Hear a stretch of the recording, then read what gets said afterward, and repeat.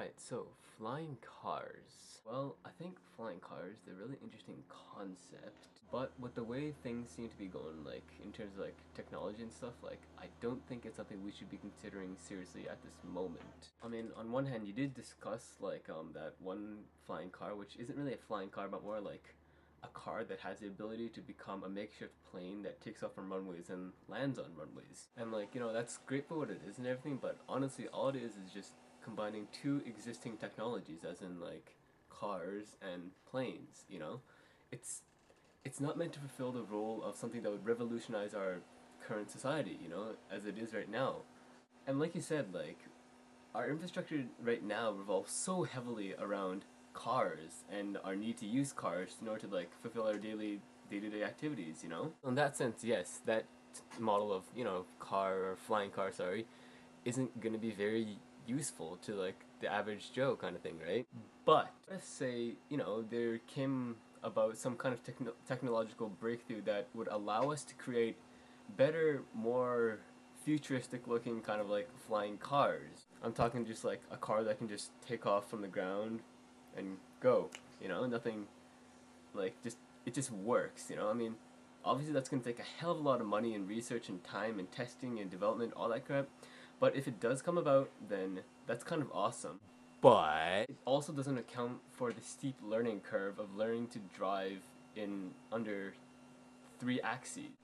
Just think about how bad people are at driving right now in 2 axes, right? I'm not sure if it's still accurate, but like one of the greatest killers in the United States is car accidents. It's not drugs, it's not crime, it's just people fucking driving their cars into trees or each other, and that just says that like we can barely handle driving ourselves, let alone flying ourselves.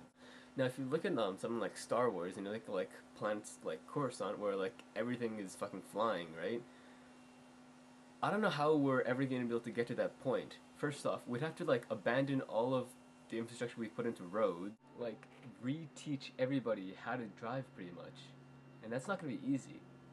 Now, I don't know a lot about American history or like basically like the growth and evolution of the car, but I imagine at first everyone must have been pretty bad at driving their automobiles, right? Like way back in the day, I'm talking like the Model T or like even shit before that. So if you go by that, then I mean, like we're barely getting along now. So I mean, like once we start flying, that's that's just not gonna work out very well. Look, you think texting and driving is bad? How about texting and flying? People are gonna die. That's not gonna be good. So in case you haven't got it by now, I really don't support flying cars. I mean, with the way things are moving now, it's not gonna happen. It's just too complicated, and there are too many variables to account for, and too much groundwork's already been laid for us to just abandon it all. On a fun little side note, though, if we do choose as a civilization to like start adopting flying cars, then basically like all roads that have been laid out would be barren, which would be kind of awesome for everyone else. Like, imagine bikers just biking everywhere on the freeway. That'd be kind of awesome. But I'm getting a little off track, so.